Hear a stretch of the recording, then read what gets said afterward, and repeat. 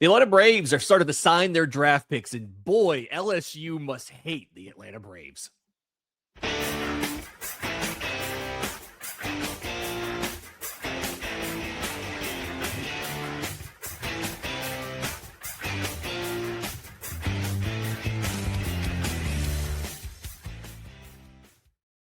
Yes, welcome on in to Braves Today, a production of the Belief Podcast Network and presented to you by FanDuel. I'm your host, Lindsay Crosby, author of the Braves Today newsletter over bravestoday.com, joined by Braves Today and Just Baseball contributor Taylor Greenhut, all around knower of ball, especially on the draft.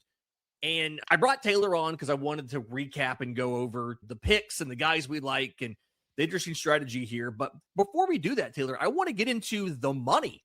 Atlanta started to sign these guys. It proceeded kind of like you wrote about, like we talked about on the show that we recorded and I forgot to post. That's on me. This one's going to go up definitely. But Atlanta went underslot with the first couple picks so that they could get this trio of preps.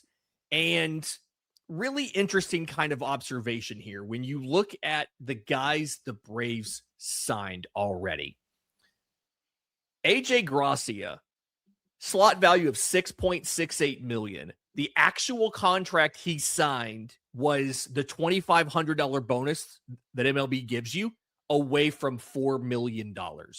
When you saw that, were you surprised that they saved almost $2.7 million on their top 10 overall pick? Because I figured he'd be a discount. I don't think I saw a discount of more than 30-something%, never mind a record 40% discount on a first-round pick. Yeah, I don't know. I assumed he was going to be well under slot. I was under the interpretation that he would get the $5 million minimum. Apparently, I think you discovered that he did not submit his medicals, like the Kumar Rocker rule, to where you get the minimum if you do that. Apparently, he did not do that, and so that's how we were able to sign him for just under $4 million instead of the minimum $5 million, which makes the pick so much better. I was already higher on AJ Gracia than a lot of people just watching him at Duke and then moving over to Virginia. But even the people that are a little iffy on the pick and think that we could have gone with different places elsewhere, you wouldn't be able to save that money most often than not. The money, as you will see later on, definitely played a huge factor into it. And in my opinion, anyone that gives it like a middling grade of a C or B minus, just seeing that under slot should move it up to the high Bs. Yeah. And I tried to write about this a little bit. I think it was Saturday night after round one. I was writing from Lawrenceville in the hotel room. You have to look at the entire day one as a portfolio, right? You may have been you personally may have been underwhelmed by Gracia or underwhelmed by Carter Beck, but it let you go and get those other guys because of the money you saved. And to the point, I want to give credit here to Jason Ratcliffe of, I think it's 64 Analytics here for the graphic. He went from 21 through 26, the percentage of first-round picks that signed under slot. There's been 119 under slot deals in the first round in that time frame. The largest under slot deal in the last 6 years was AJ Gracia, 40.1% savings over the slot value for the Braves. And really interestingly on here, Taylor, Tate Southesine is the third guy on this list at a 34.2% savings. And Owen Murphy is 14th on this list at a 23.7% savings. And so to your point of when you see the underslot savings, you have to understand and be okay with the pick. I think also looking at the other players that Atlanta has done that to, right? Looking at Tate Southesine as a top 100 prospect, looking at Owen Murphy as one of the organization's top pitching prospects. And then even seeing some of the other names in here. Jackson Merrill is a very good major leaguer. I think if you were concerned that the Braves underslotting a guy meant that they didn't get a quality major leaguer, that kind of has to make the argument that, hey, I don't quite think that's the case, and that AJ Gracia is probably right now the number one or number two prospect in the organization. And that's the thing. Like you see Tate Southesine, I should say, coming in third on the list. It surprised me because I know 22nd overall pick. It's still a solid signing bonus, but I didn't realize he was that well under slot. It was $3.98 million was the slot. He signed for $262. Yeah, so there you go. Yeah, and it doesn't seem like as big of a drop off as the Gracia one, which obviously it isn't. But third on the list, still pretty high. And then Owen Murphy as well. So you can still get quality guys. Owen Murphy's fringe top 100. I think he should be. Obviously, the Tommy John injury hurt him in that sense, but we see him pitching in the majors right now, and he has electric stuff. Chase Southstein's now a top 100 prospect, quickly rising through the boards, and one of the best picks of that draft in its entirety. So you see that just because, yeah, we didn't get the ninth best player in the draft or even higher, going down the board a little bit too, roughly, I know over at Just Baseball, they had him around the 9th or 10th overall prospect, but I know other outlets were more in like the mid teens to like early 20s. So most of that's because 6'3", 195 for AJ Gracia, but didn't really have the power display that you would envision on that. So I understand why some people would look at it, especially if they're more in tune with the NBA and NFL drafts, and we didn't get the next best available player. It doesn't work that way. And when you see the savings plus the ceiling that I personally believe Gracia has, it makes perfect sense. Yeah. And then on that note, you look at some of the other underslot signings. Carter Beck, I actually was surprised. I thought that Carter Beck would be a bigger savings maybe than he was at pick number 26. Slot value of $3.58 million. Atlanta signs him for $2.7. I'm rounding there, but they saved roughly $900,000. And then that money immediately went to use because in the second, like we talked about these preps, second, third, and fourth. In the second round, Kadien McCarthy gets just about $2.5 million. So they use half the Carter Beck money right there. And then Jensen Hirschkorn, committed to LSU, gets the exact same bonus that AJ Gracia got in the first round, the 3.997. When you factor in the MLB $2,500 bonus they give you, it got right at $4 million. How mad do you think LSU has to be that every time they get a talented commit that Atlanta wants, whether it's Cam Caminiti, who was their commit, I believe Tate Southstine was their commit, and then Jensen Hirschkorn, Atlanta swoops in and says, nope, we're going to take him and we're going to add him to the Atlanta Braves.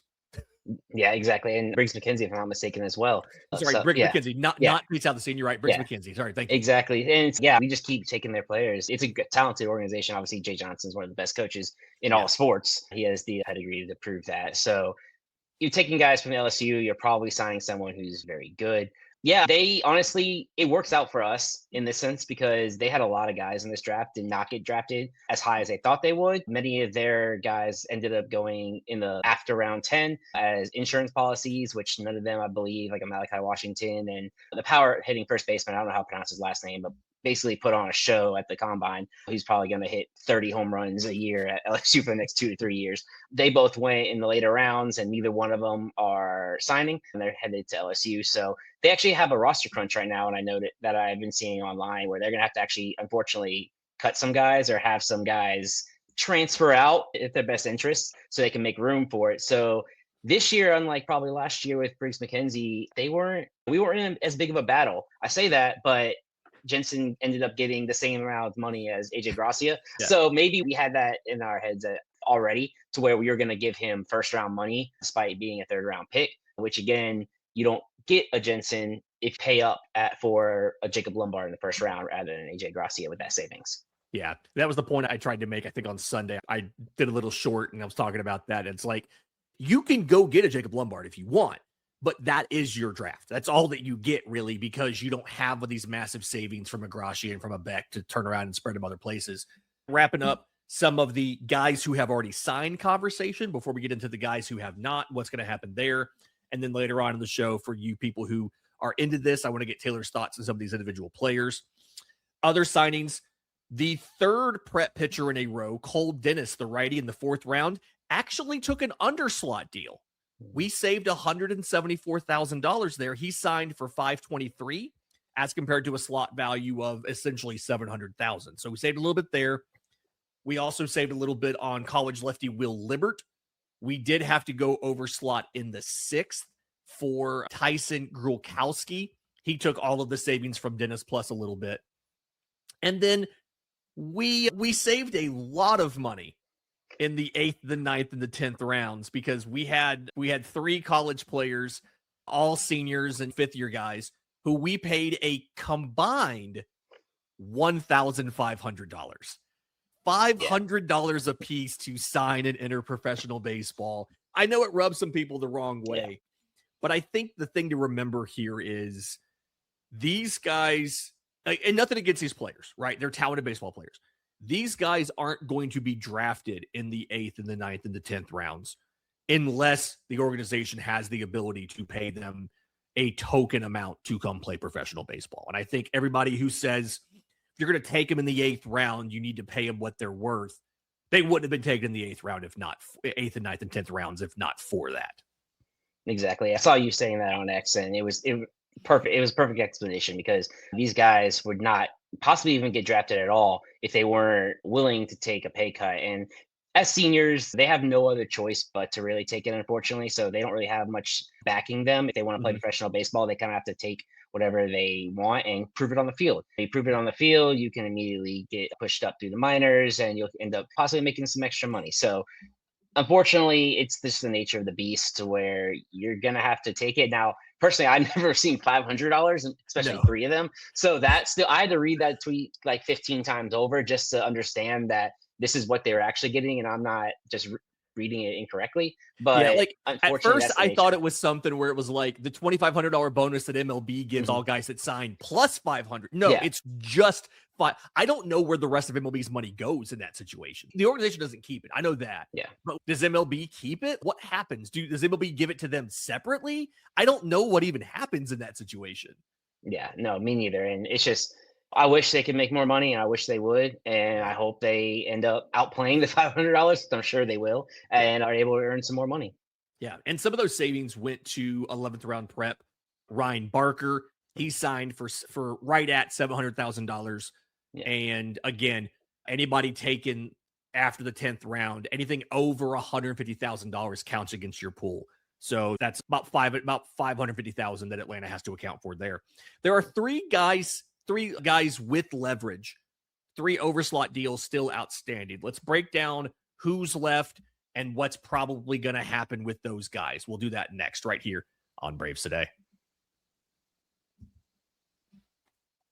Lindsay Crosby joined by Taylor Greenhut, contributor to Braves Today and Just Baseball. Follow him on social media at TGreenhutOD. I don't know what you're going to do now that you can't post mocks every single Wednesday, unless you're going to start mocking 27, which is fine if you want to do that. I can't do that. I can get a lot of the college players down, but the preps I wait until February, maybe even March to even start looking at them. Obviously, around Georgia, I have my ear to the ground. I can see a few guys and understand who they are. And obviously the big names that you already see getting mocked out in the first round, like those names will become familiar with me over the next couple of months, but I'm not looking into it deep until February or March. I'm not that big of a draft head. Yeah, taking a little bit of a break there. Yeah. Talking about the draft here, Braves have a couple guys with some leverage they still have to sign. The 3 names they have: catcher Jack Brenner in the 7th round. Slot value there is about $307,000. 13th rounder Cole Dorland, a right-handed pitcher out of the high school ranks. Again, anything after the 10th round is a flat 150,000. Is kind of anything over that is what you have to account for. And then college catcher Dalton Harper in the 16th round. And I think a lot of people are confused when I say that there's a college catcher that Atlanta is going to have to go overslot to sign. But he was just the National Player of the Year for Niagara, led them to the NJCAA Division III championship, and is committed to transfer to Penn State. So he has eligibility left. He has ostensibly a decent NIL deal left. And so Atlanta's probably going to have to go overslot to sign him. When you factor in Atlanta's bonus pool plus the 5% overage, and let me really quickly explain that to everybody. You are allowed to go over your bonus pool by 5%, and the only penalty is a tax on the overage.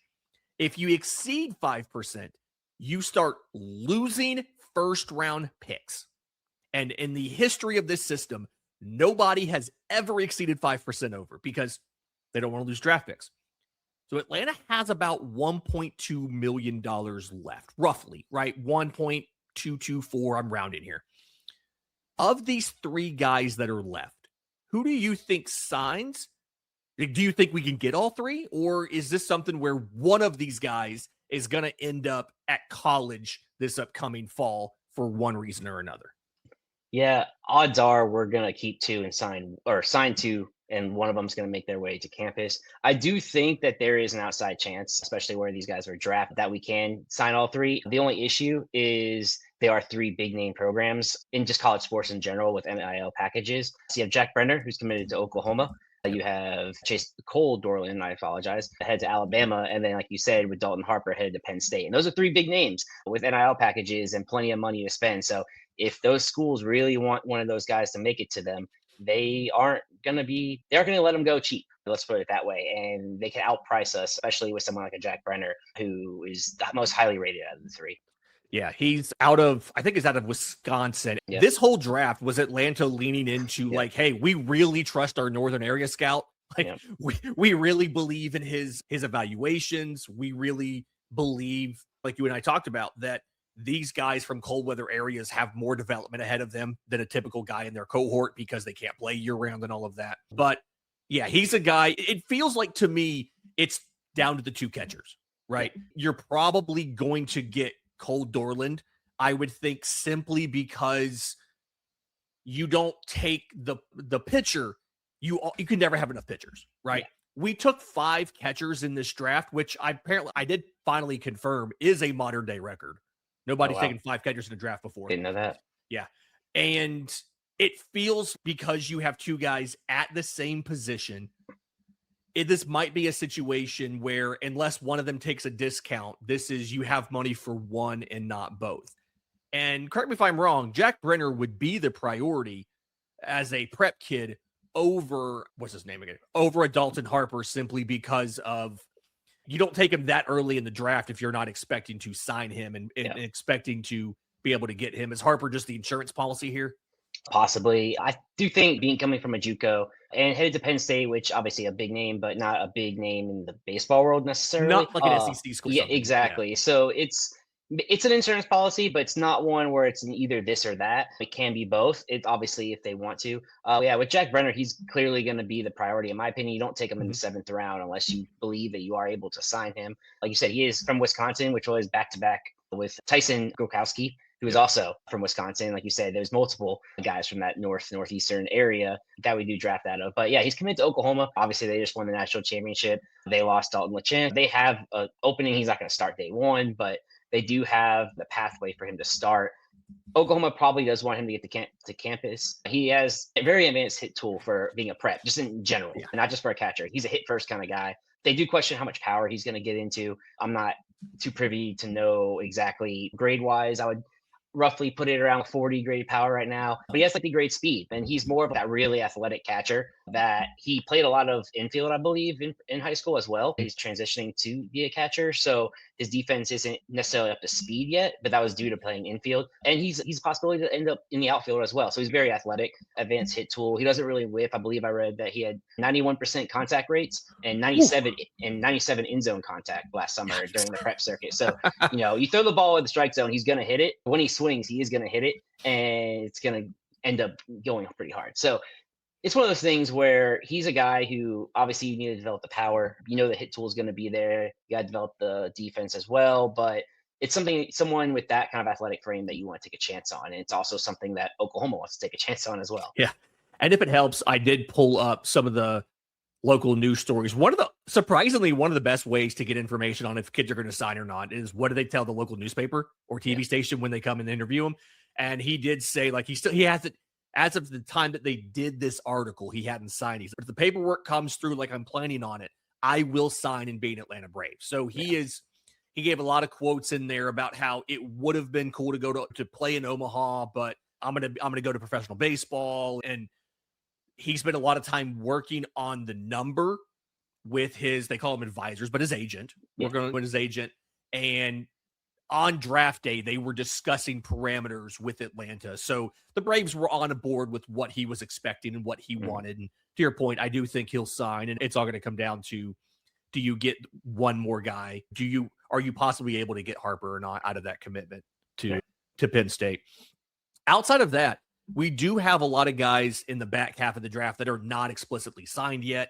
Right. The only guy in the top 10 the top 10 rounds is Jack Brenner. And then after that, it's a bunch of 20th round guys that have not quite signed yet.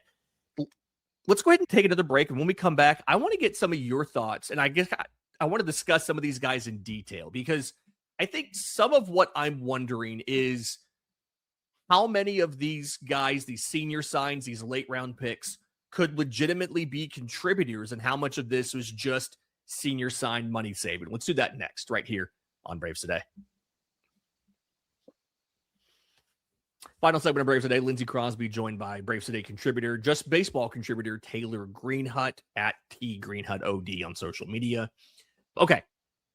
One, I was shocked how many catchers they took, how many preps they took, but some of these names are really interesting. And I think the guy that I was least optimistic about them signing, some of that's maybe because of where they took him. 11th rounder Ryan Barker, the prep out of Arizona, who was committed to Texas Tech. We know Texas Tech has oil money. Any college football fan knows Texas Tech has money for NIL. I don't know what to think about him. The fact they announced him as a third baseman and not as a shortstop makes me worry that he's going to end up being at first base. But everything that I can see, it's just, he's raw, but it's just a bunch of athleticism, a bunch of tools. He's flashed all the different tools at different times. Am I just low on Ryan Barker because of maybe where he was drafted, and he's probably better than I'm giving him credit for, you think? As you're well aware of, usually in those like 11th and 12th rounds, that's where a lot of teams take their insurance policies. Basically, for guys that get drafted within, usually higher up in the top 10, but anywhere in the top 10, if there's any signability issues, injury related questions, they'll usually take a shot on another highly regarded prep guy here, knowing that they're probably not going to sign unless there's probably issues with the guy who they drafted previously. So this is on that. Yeah, go ahead. Sorry to cut you off. And to also point out to everybody, anybody 11th round and later, if you don't sign them, you don't lose bonus pool space for them. Yeah. So that's the other reason why I was questioning the signability is if you take a guy in the top 10 rounds, you expect to sign him. To me, a guy in the 11th or later means you're not sure if you're going to be able to sign him or not, and you don't want to be punished by losing pool space if you don't. Sorry. Exactly. And especially like you were saying with Texas Tech, they can afford anyone they want to in any sport at any time. That was my biggest red flag with him as far as signability issue wise, was when I saw he was committed to Texas Tech.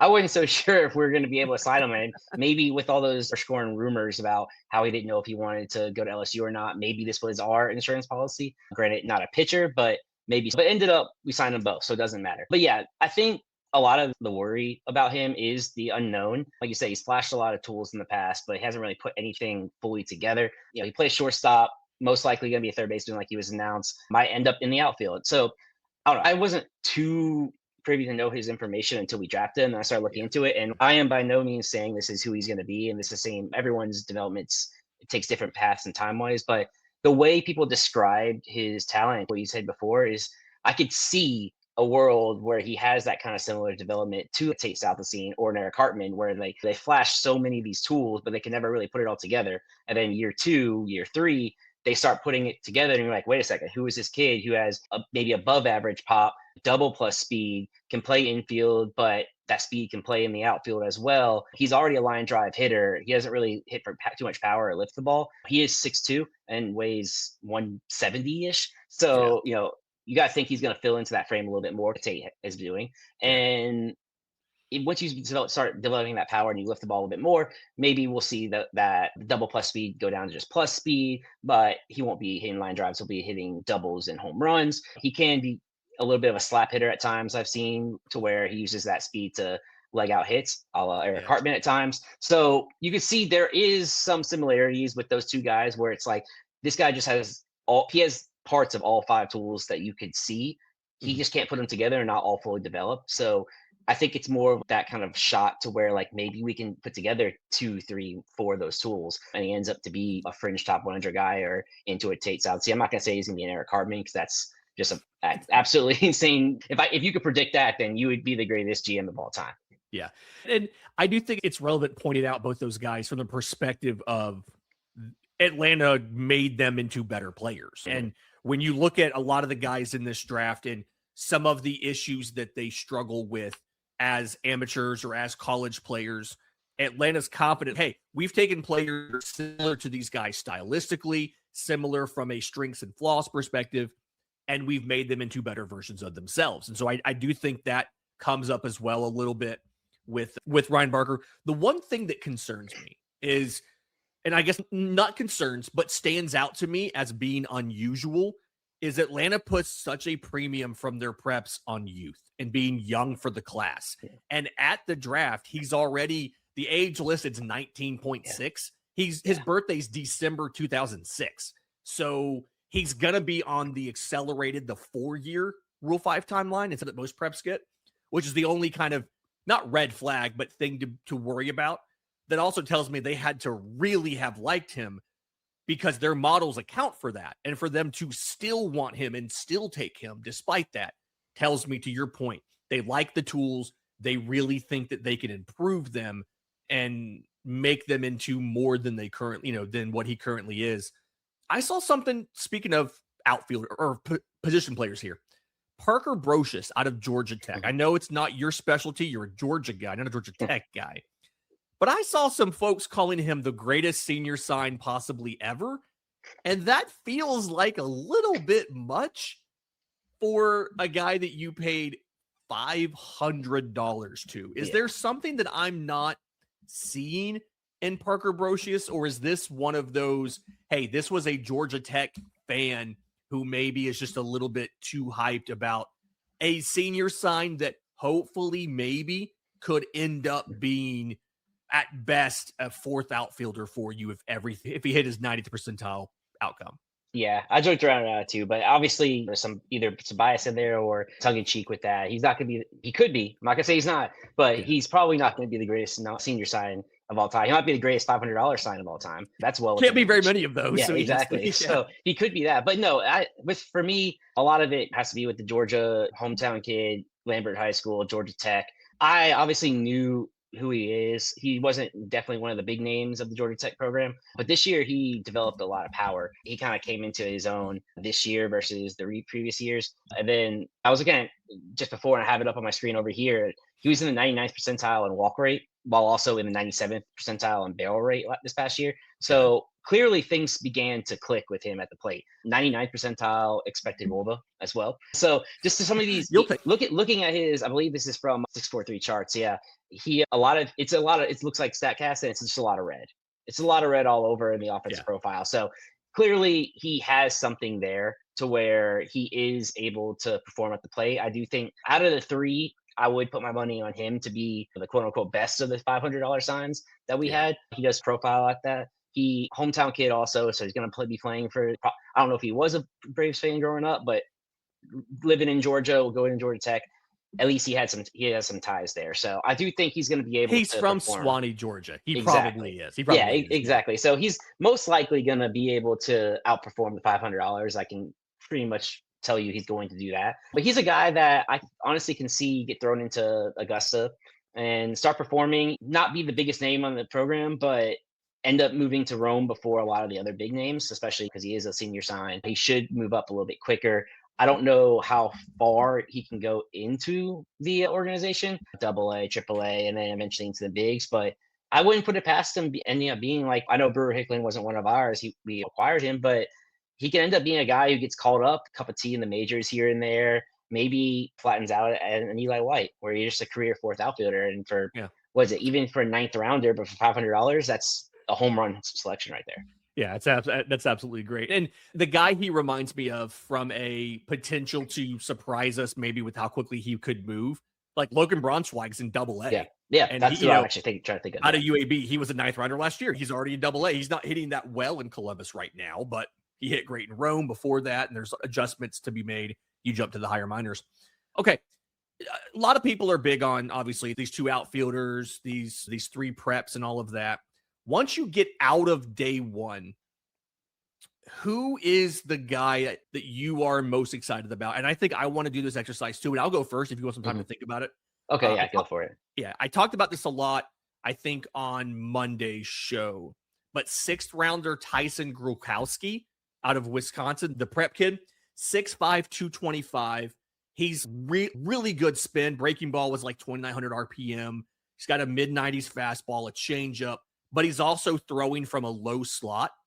And so The last time we had a guy like this, I'm thinking about it like a Cam Caminiti, they lowered his slot and kind of made him more of that Chris Sale-esque package. And I feel like Grulkowski could be another guy where they say, hey, we're going to have him do something that's unusual, that just gives a different sight picture for hitters. Get him. He's a low slot starter with elite spin characteristics. Let's channel Chris Sale and see how far that takes him. And so the idea of being able to get a guy who has good stuff, but also make him unique like that, to me is really interesting. They clearly believe in him. They went $200,000 over slot to bring him in the 6th round. It's a cop out. It's like the second pick of day 2, but that's one to me that really stands out as a dude that I'm excited about, that I think is an interesting addition to the organization. Yeah, it's funny you mentioned that because on my notes, I think one of the first things I wrote is word for word, funky delivery, lower arm slot, almost like a right-handed Chris Sale. Yeah. So it is exactly what same page with that, because he does have that same delivery. You lower the arm slot just a little bit more, and it's basically Chris Sale from the right side as far as the delivery. I'm not saying he is Chris Sale, but yeah, I mean 6'5", 225 already. So he is funny. He is another Wisconsin kid, but he is committed to South Florida, not anymore, but he was committed to South Florida. So Wisconsin to South Florida, and now headed to Atlanta. He clearly wanted to get into the warm weather. Maybe he's like me and doesn't like the cold. But like you said, elite spin rates right now, low 90s, but he can hit 95, 96. But at 6'5", he might not guaranteed to hit the upper 90s, but I think we'll be able to get that little extra velo off of him. And like you said, yeah, exactly. And then I think I wrote 20 to 22 inches of horizontal break on his sweeper with upwards of 3,000 RPMs. So it's you can tell, you know exactly why they got him, not only for the frame, but it's for that sweeper, and they'll figure out the rest. So there's a little bit of a reliever risk in there with that. But if you can get him to that mid upper 90s and then that sweeper, even if he bottoms out, quote unquote, as a reliever, I think a power reliever in the back end of the bullpen would be just fine in this situation. Yeah. Okay. You have a guy, or do you want me to give a second one? I have a second one. So obviously he would be the number one guy as far as ceiling wise, just because a prep guy, his frame, everything we just mentioned. But if I'm going to go a little bit more under the radar outside of that day 1, I'm going to take you all the way down to round 17 to John Damzonio. That was my second guy. Yeah. And honestly, I know he became their ace, St. Mary's ace, Friday night starter, and he had really good numbers.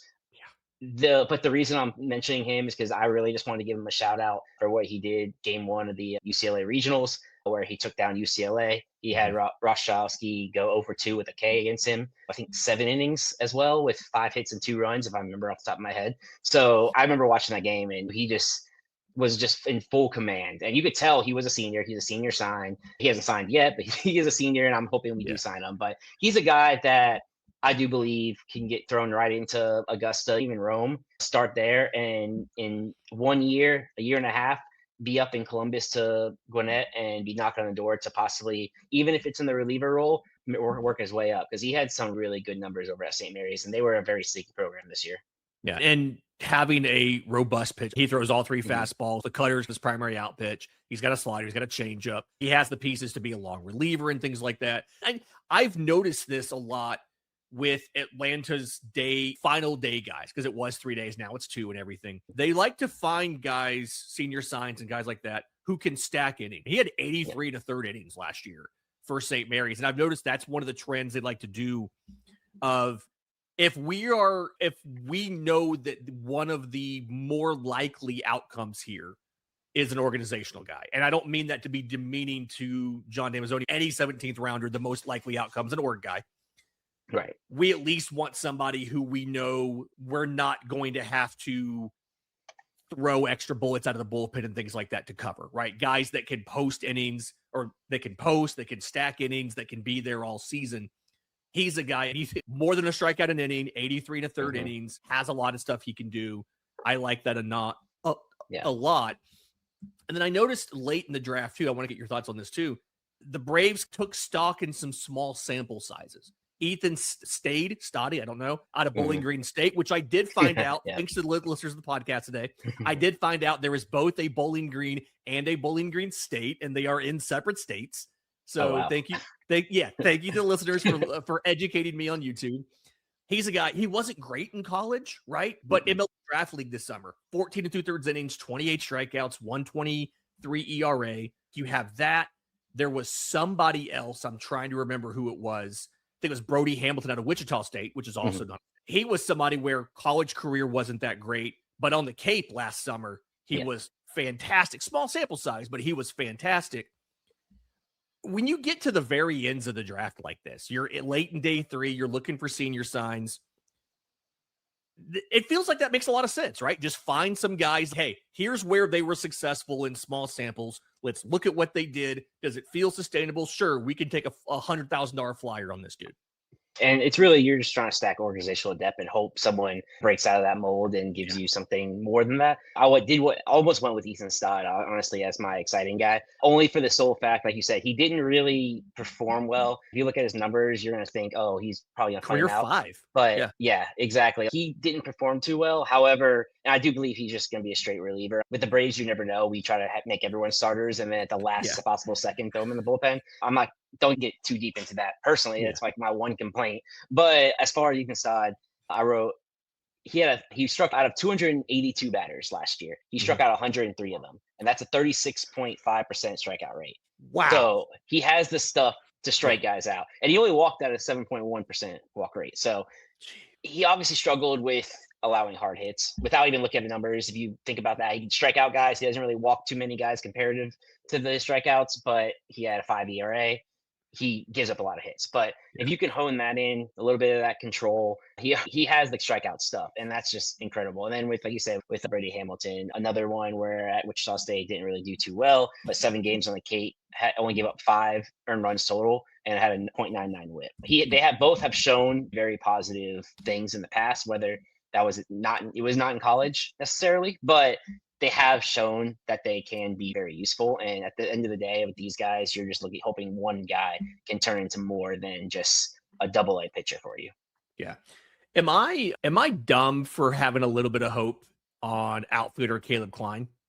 When you look at some of the story here, right? 15th rounder out of Southeast Missouri, good old SEMO. Yep.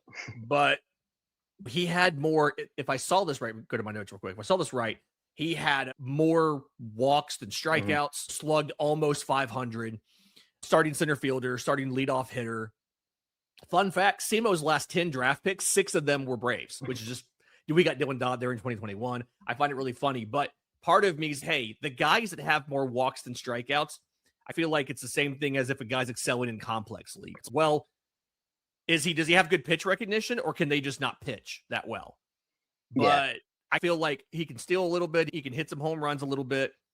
Not a bad option to have as an organizational guy, as a center fielder in the worst case. And if he can pan out, another possible 4th outfielder there for you in the 15th round. Yeah, and that's all you're hoping for. You're hoping for a guy who can fill in that AA, AAA role, and then barring injuries, barring slumps, or barring him popping off with over 1,000 OPS and knocking down the door to make it to the big leagues. Some guy who can get a small cup of tea at the big leagues. And again, I think someone like that, I don't want to put a ceiling on anyone, because if you asked me 365 days ago, my ceiling for Eric Hartman was probably a 4th outfielder, and now he's looking like our next Ronald Acuna. But as far as Klein, it's just one of those things where you just take a stab in the dark for a 4th outfielder. And like you said, he batted 316 with a 929 OPS a SEMO this past year. Hey, why not? Yeah, we'll see how it goes. Final thoughts on the draft. I know draft grades right now are dumb. I find it odd that we didn't take any middle infielders. I kind of wish there was at least one middle infielder in there. Maybe instead of a 5th catcher, you could have taken a middle infielder. But outside of that, I really don't have a lot of complaints about this draft. I do think that Gracia and Beck are probably better than the kind of the reputation they have. And I think part of that is MLB Pipeline still had Beck as like 193, whereas Baseball America said they moved him up into like 2nd or 3rd round just a couple weeks before. But I don't really have any complaints about this draft other than just the lack of middle infielders. Yeah, no, I don't either. And even that, obviously, I was the biggest Tyler Bell fan. You could find he was there for us, and we could have taken him. I'd be just as happy. And we probably wouldn't have. I don't know if Tyler Bell have signed yet, but he probably wasn't signing for as low as AJ Gracia, and therefore we wouldn't have been able to get some of these preps that we did get. So as a draft in a whole, I think it was a very positive one. It's a very high upside one, especially in the arm department. That it's going to take time, especially with all these preps, to see if they pan out. But I do think Gracia is a guy who this time last year, everyone expected Alex Solis. Is he going to be the starting shortstop 2027 opening day? Can he knock down the door in 2026? And at the time, coming off a Golden Spikes Award finalist list, he was really good. And people thought he might be able to move up through the system. And obviously that hasn't happened. He has turned it around in Augusta right now, but I need him to perform in Rome before I consider anything past that for him. But for AJ Gracia, I think for AJ Gracia, they're going to put him in the same boat, put him in Rome, see if he can do. He has the opposite of Alex Solis, more of a hit guy. With that frame, I think he'll fill out over the next year or so, and he could be that fast riser. I'm not saying 2027 opening day or anything like that. Just he could be that fast riser to where come September of 2027, like if we need an outfielder, he could be knocking on the door to be the guy. And we see these guys all the time, especially first rounders. They're coming up within a year of being drafted at this point. Who's to say AJ Gracia isn't? I'm higher on him than most, but overall, I think we did really well. A couple of obviously with Parker Brocious, the Georgia connection. I mentioned to you this beforehand, but with Cole Dennis, apparently he is friends with CJ Dukowski, friend of the program. He growing up, he played with CJ's kid, and I think CJ coached him for a year. You'll have to ask him for me to clarify. I caught it in the background listening to the broadcast. But then also even Niall Aycock from Kentucky, another friend of the program. His second cousin, is that what he is? Nathan? Yes. Second cousin. Okay. Yeah. I didn't know if it was first or second cousin, but yeah, so as soon as Aycock gets to Augusta, that's gonna be a fun time, a family affair. It's one of those things where a little bit of that. I'm still holding out hope that we sign Eric Hartman's brother as well, Max, from Washington State. But other than that, I think it's a really overall high upside draft, especially in the arm department. So anyone that has questions about our pitching more for in the future, even I've seen some people about our top two guys are lefties in Cam Kennedy and Briggs McKenzie. Now we have three high upside righties as well to go with them, but you can't really ask for much more for a farm system in the pitching department. Yeah, if you're an organization that doesn't necessarily want to pay market rates for starting pitchers, for frontline starting pitchers on the free agent market, then just build them. Just build the whole farm system out of frontline starting pitcher candidates, and even then eventually get one. Yeah, and even then, they're all kind of different guys. Cam Kennedy is more of the lower arm slot, high 90s hopeful type pitcher. Briggs McKenzie is just going to be the spin artist, 30,000 RPMs. I know that's not real, but yeah, he can spin it with the best of them in the big leagues already. And then, like we talked about with, I know, Kadien McCarthy, very clean, three-quarter arm slot from the right side. With Jensen, a little bit higher, but a whippy motion.